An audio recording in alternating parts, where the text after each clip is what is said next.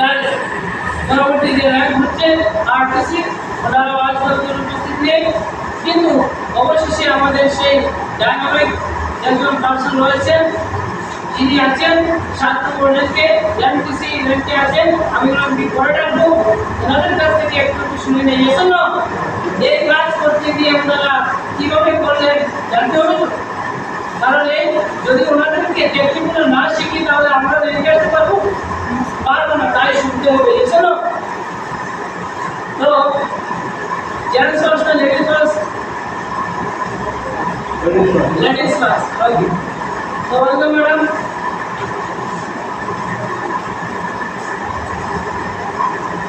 Madam আপনার নাম কি? সবাই শুনেছেন?